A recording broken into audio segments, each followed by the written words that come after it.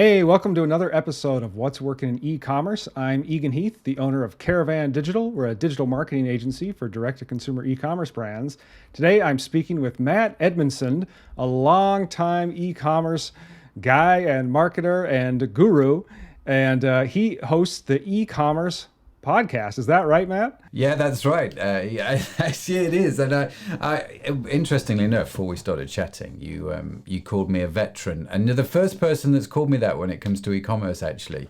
And I'm not quite sure how I feel about it, but yeah, I've been around a while. Yeah. It's all a good thing. No, it is totally. Yeah, it's just the first time I've heard of it, and it's which is great. That's right. I know. So you've been there. You've done that. You've owned a brand. You've sold a brand. You've got an agency. You've done a lot of things in e-commerce. You were there. It sounds like when you guys were custom coding sites. Obviously, things have changed a lot. And tell us a little bit about what you're doing right now in e-commerce. So right now, we're doing a lot of this sort of done-for-you e-commerce. So we noticed it's come out of the pandemic. It's fascinating. A lot of guys and gals who run businesses and know we need to get better at digital because that was the big thing that came out of COVID, right? But have gone, we don't actually want to do it ourselves. Can you run that whole thing for us? And so that's been one of the surprising developments, I think, with COVID. So we run a done-for-you agency where we help e-commerce. We help run e-commerce operations for companies worldwide, which is just great fun, if I'm honest with you.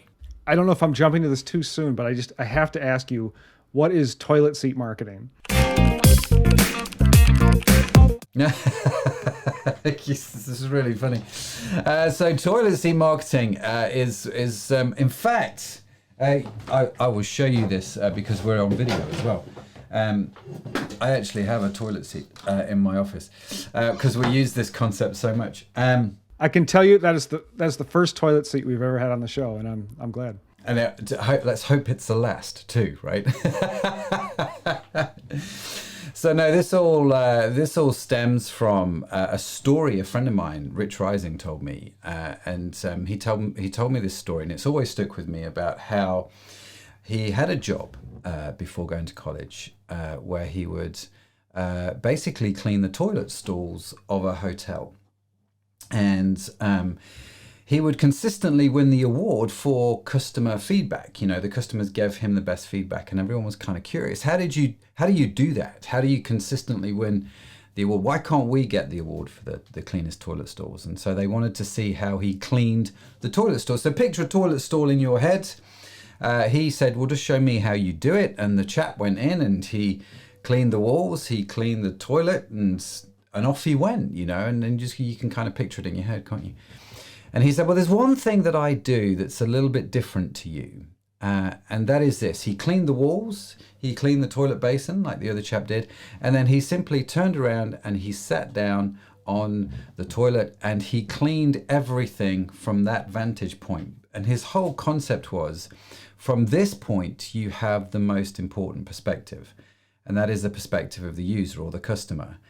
And so toilet seat marketing is just all about sitting down on the toilet and thinking about things from your customer's point of view, just changing the perspective of how you see things, which is not always that easy as an entrepreneur or as a business owner, but it's important and imperative. And so that's what toilet seat marketing is. Well, thank you, Matt. And certainly once you hear about it, you never forget. So that's memorable, which is another marketing trick, right? You make it memorable.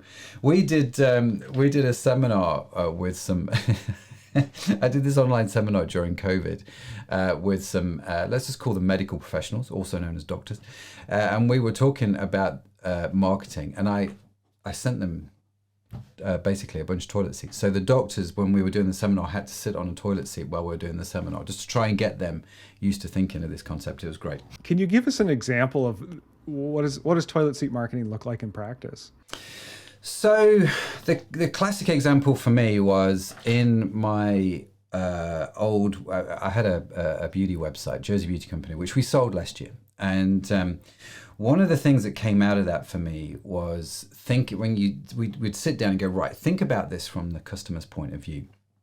So we thought about the whole business, and we were like, well, people come to our website, the average order value was like $70, right? $70, which is, for me, a lot of money to spend on, in effect, moisturizer and cleanser, right? And you understand I was definitely not the target market, but I'm like, this is still quite a bit of money for an average order value for this kind of product. And so we realized quite quickly that the clients weren't buying moisturizer. They were buying themselves a treat. They were buying themselves a gift. And the moisturizer itself was never the thing that they wanted. It was the results that the moisturizer brought them. Do you see what I mean? Definitely. That's kind of goes to direct response marketing right there, right? Yeah, old school, right? Let's not forget the old school thinking. Mm-hmm. Copywriting. Exactly. And so we were like, well, what does that mean for us? And so you kind of have to picture what we were doing. So you'd go to our website, you would order a moisturizer, and we would ship it out to you, and we would ship it out in a plain brown box. And we would put in that box, like, do you remember the air pillows, the sort of small plastic pillows full of air, just to keep the product safe? It's a moisturizer. What's going to happen to it anyway? But we'd wrap it up and keep it safe. And we realized quite quickly that the way we were packaging our products and sending them out was a very different message to what the customer actually wanted when they received the parcel, if that makes sense. They were wanting a gift. And so we were like, well, let's change this massively. And so what we did was we had the same brown box, but we printed a message on the inside, which was all tied into why they were buying the moisturizer in the first place. Do you know what I mean? The end results they wanted, to look good, to feel good. And we bigged them up on the messaging. We put some tissue paper inside, and we got rid of the plastic air bubbles, and we used popcorn. We wanted to use something that was light, that was fun, that was biodegradable, and tied in with who we were as a company, but also spoke to the customer and the kind of thing that they wanted. And so we spent months, and I mean months, testing different types of popcorn that we could use as a packaging material, because no one was doing it. This is popped popcorn, not just the kernels. Yeah, we had we had popcorn machines in the office, just literally going away all the time. Anytime you wanted a low-calorie snack, you would just wander down the warehouse and get yourself some. But it was great, We just started using popcorn. It was just a real simple thing. So the messaging, the tissue paper, and the popcorn massively changed that whole experience, and that just came out of a brainstorming session with the team, just going, this is what the customer is thinking, and this is what we're delivering, and the messages were, they were missing each other. So how do we connect them? How do we bring those things together? So the net result of that was quite extraordinary. Our repeat customer purchase rate just shot up to well above industry standards. We had people posting pictures of the popcorn on social media because it became like a talking point. It was like, oh my goodness, what are these guys doing? We had people writing emails to and saying, you know what, I ordered this for myself and it's great, and I loved the experience of opening it. Felt like a real treat, and then the popcorn was just the icing on the cake. So it was great that I could sit down with my daughter and watch a TV show eating the popcorn. And we were like, please, no. We had to stop putting stickers on the box saying this is not edible. But it was not produced in a food safe environment. This was produced in a warehouse. And they were like, we don't care. We're just going to eat this popcorn. So that was, fun times. Fun times. What a fun example. And also what an interesting lesson. What I'm hearing and reading between the lines a little bit is, so marketing's not over when the customer makes a sale, huh? Here's the thing, right? Especially when it comes to e-commerce and when it comes to anything online, you work hard as marketers to get somebody to your website. It's not easy, and it's becoming more and more complicated, more and more competitive. Apple screwed Facebook up for everybody. I mean, there's all kinds of things that have gone on, right? It's become harder and harder. So we work hard to get people to the website. When we eventually get them there, and assuming we've got the right person to our website, we've then got to work hard to convince that person that they should buy from us, that we are the best people to buy for and not just disappear. So assuming that we get to that stage, every interaction that person has had with us has been digital, right? It's been digital marketing. It's been digital optimization on the website's pixels, everything is digital. But when the customer receives the box, the product, you've now transcended. You've now gone from something being physical to something being digital to something being physical. It's actual, it's real, it's something that we can touch. And that moment is not a moment when the marketing stops. In some respects, it's like, okay, we're now on to act 2 of our novel. Do you know what I mean? It's a story. And all we've done is we've just transitioned from one stage of the story to the next. We've gone from act 1 to act 2. And so how do we incorporate marketing post-purchase is just as important for me as it is pre-purchase. And this is something that I've done on all our websites. Like the repeat customer rate is probably one of the most important metrics for any e-commerce business. I'm sure it depends on the industry and the product, but what are benchmarks for that KPI? Or I guess one is, how do you look at that? How do you measure that? Is that just something in Shopify or somewhere else? And then how do you know if you have a good repeat rate or not? Yeah, I mean, you can look at the industry averages and you can Google what the industry averages are for your specific type of industry. So, with beauty websites, depending on if you're your own brand, you would expect a high repeat purchase rate. If you're just a sort of a site which sells multiple brands like we were for at Jersey, then your repeat rate is going to be a lot lower because people are just going to shop around all of the time. I know the brand I want. I just want the cheapest place to get it from. Do you know what I mean? And so you become it's a very different world to operate in. So we just looked at the average industry rates, and we were like, well, what can we do that's better? And so, I from memory, and you understand this is about sort of 12, 18. I can't remember what the industry rates were, but I remember we were hitting about 70% of our income was from repeat customers, which was really high for our industry. And it also meant our marketing costs were a lot lower to those 70%. Yeah, which certainly applies today. Of advertising is harder; it's more expensive than ever, and so increasing that customer lifetime value through the repeat rate really makes a lot of sense. Yeah, it's a massive deal. We do RFM segmentation now. I'm a big fan of RFM segmentation on our current businesses, and this constant tracking of the NPS score of the customer lifetime value. They almost become obsessive, but they're critical measurements for me. How hard is it to get a new customer, and what do we do to transition that customer from the first order to second order, from the second order to the third order, from the third order to the fourth order? How many are falling off at each waypoint there, and what can we do to increase that? I think it's as much of a marketing challenge as just getting a new customer. That's fascinating. Can you remind my audience too what RFM means? Oh, sorry. Yeah, RFM, recency, frequency, and monetary value. So I was I'm going back probably 30 years. I'm sort of revealing my age slightly here. But I remember I just left university and I went to a conference where a friend of mine took me along. I don't know if you've ever heard of a chap Called Jay Abram. I think it's Jay Abrams. He's an old school sort of marketeer. And I remember going to a conference and he was speaking.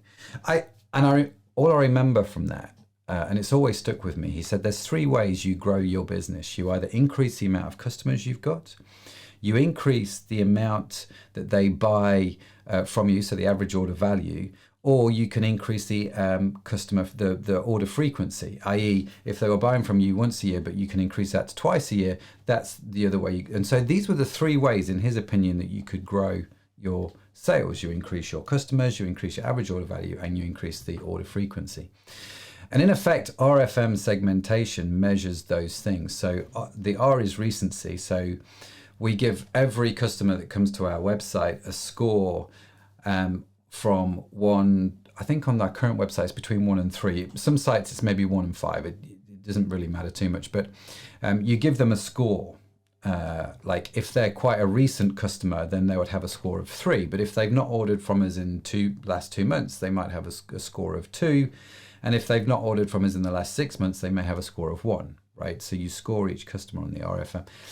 The frequency, so how often these people buy. So if they've just ordered from us once, they're going to have a low number. But if they've ordered from us maybe, 2 to 5 times, they're going to have maybe a score of 2.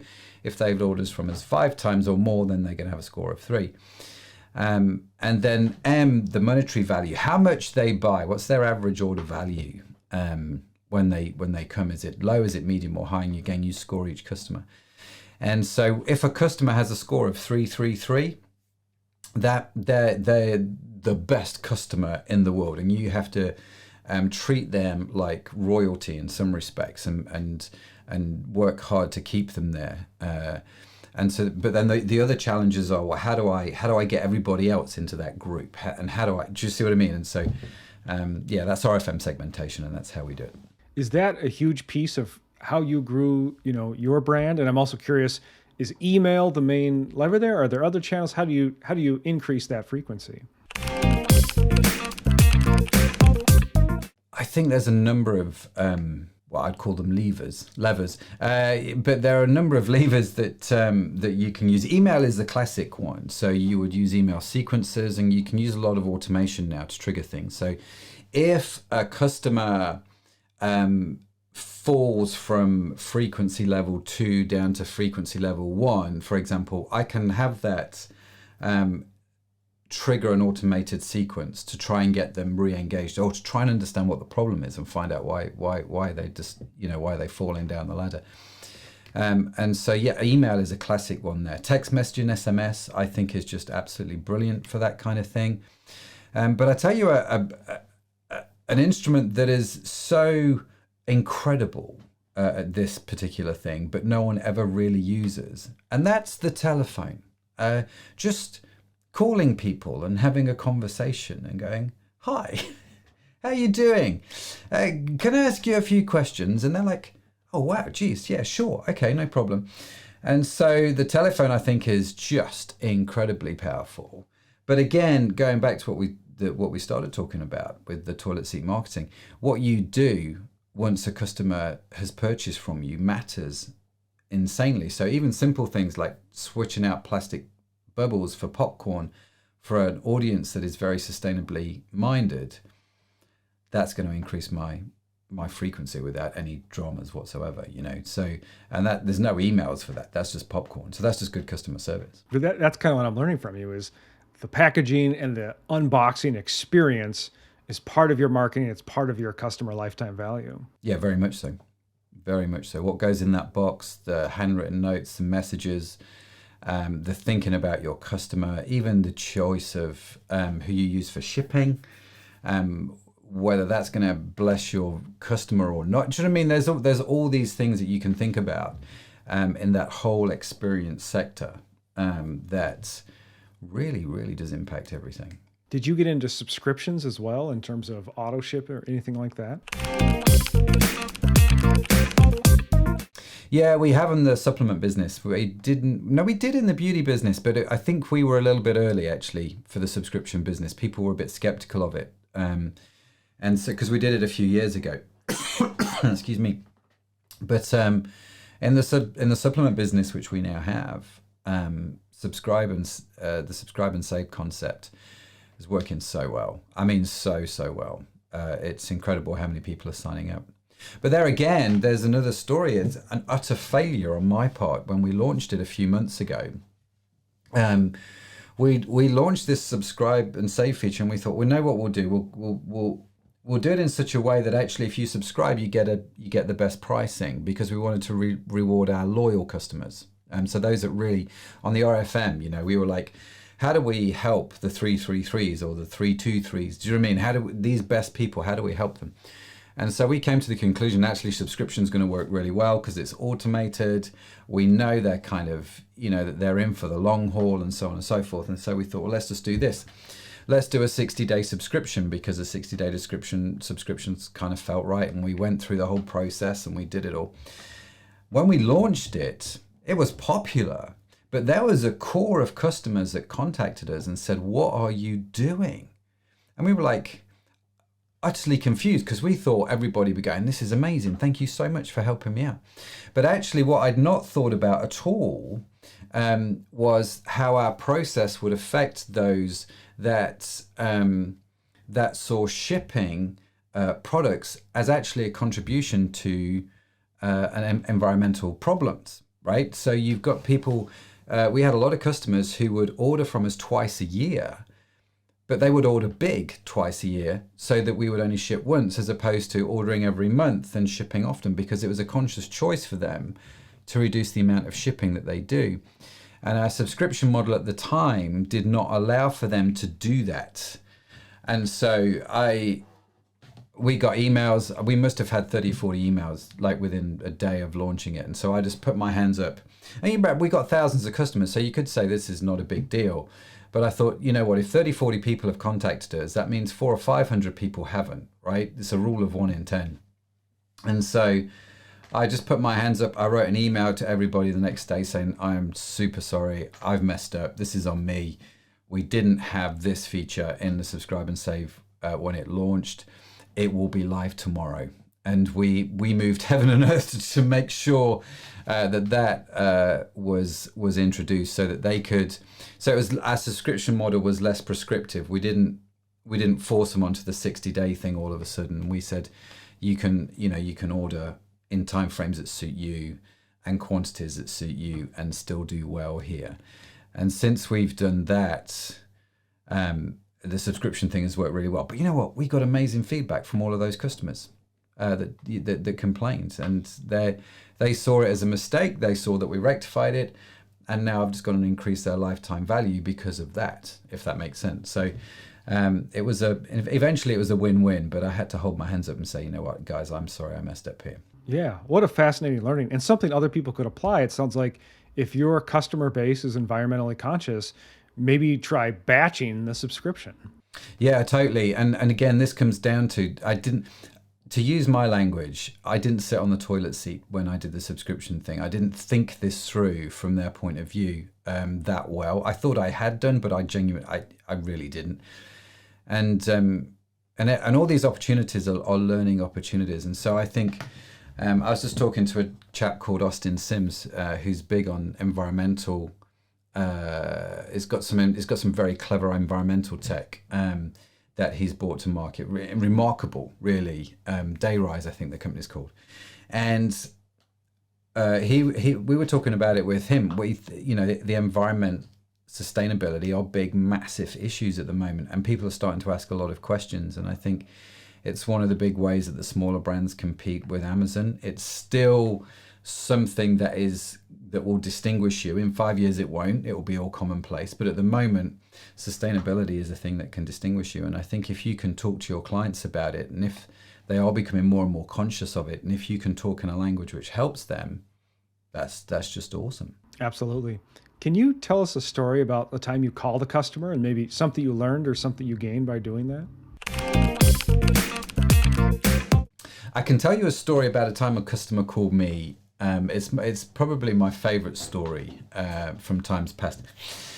So we had, as part of our values in Jersey, we were like, right, let's talk about customer service. And we wanted to make customer service one of the big parts of our marketing. And so we diverted some of our marketing budget into doing customer service really well. And so I said to the guys that did the customer service, I said, listen, here's the rule. We will give the customer service to customers that we would like if we were in their situation, right? That's the guiding principle.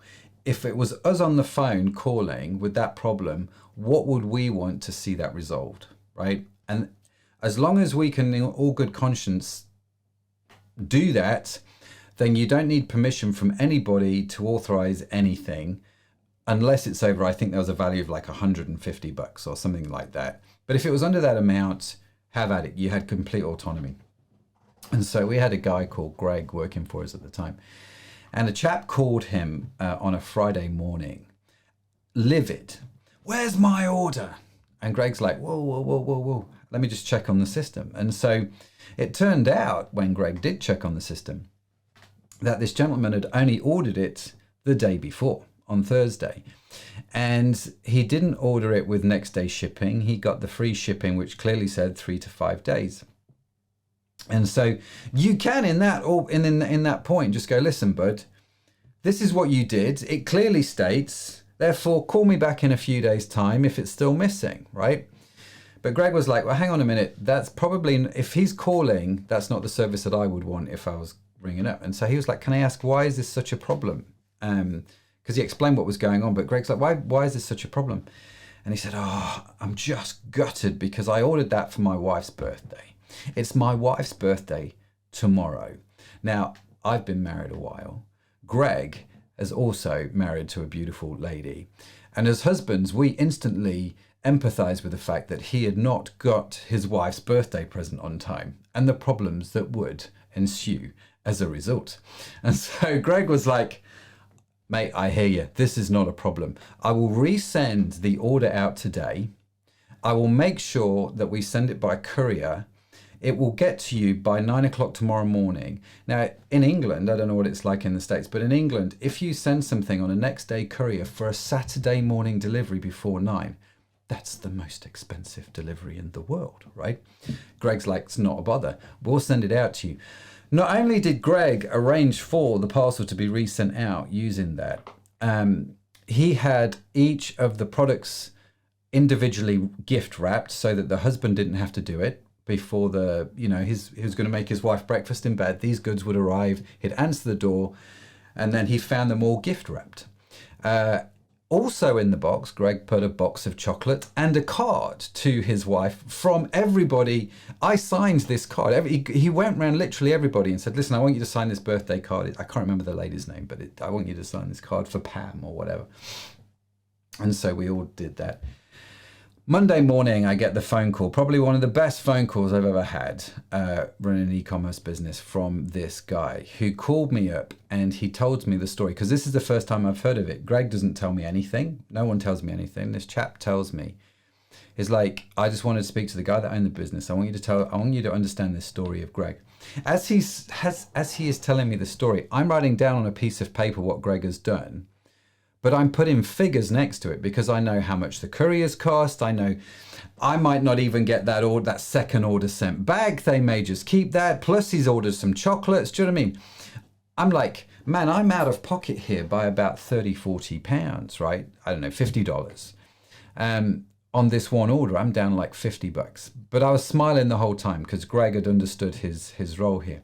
This guy on the phone is literally in tears, overwhelmed with gratitude at what we had done for him. And he was telling the story about his wife, and I'm like, I'm so glad Greg did that, because man, I know my wife would have killed my ass if I'd have done something like that, right? If I'd have missed the birthday. And we were laughing and joking about it. And so do you know what? They never ever went anywhere else ever again. They became a really valuable customer to us. And he was like telling everybody he knew this story of this amazing company. And so, yeah, that was just fantastic. I learned a lot on that phone call from that chap. What a great story. And just a couple things that just really jump out about that. One is, what does it mean to him? It's not just a product. It's not just a beauty product. It's a gift for his wife on the birthday, on the anniversary. Like, what does that mean? Like, this has all these ties to relationship. It's not a product in a box. It's this guy's relationship with his wife, and you guys understood that. And also, customer service is marketing, and you shifted budget from marketing to customer service, and it got you gains in customer lifetime value and word of mouth. Yeah, it did. It's a medium-term to long-term strategy.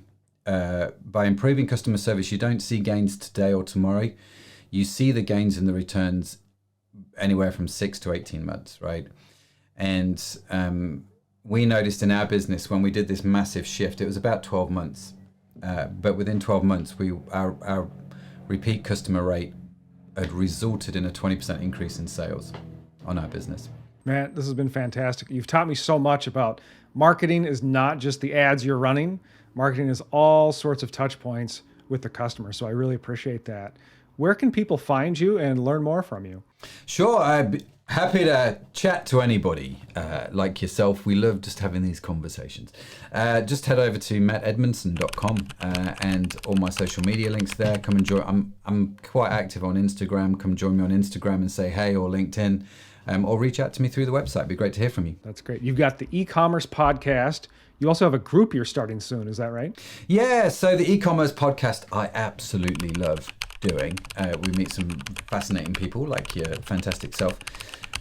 We've got something called e-commerce cohort. I don't know if the website's live yet, but it will be soon, ecommercecohort.com. This is like a mastermind group that we're doing for e-commercers, whether startups or existing in business. It's like a mastermind, basically. a monthly sort of group based on short time sprints. What I found with e-commerce entrepreneurs, myself included, is because everything changes so quick. It's actually quite hard to keep up, and you're always sort of trying to play catch up.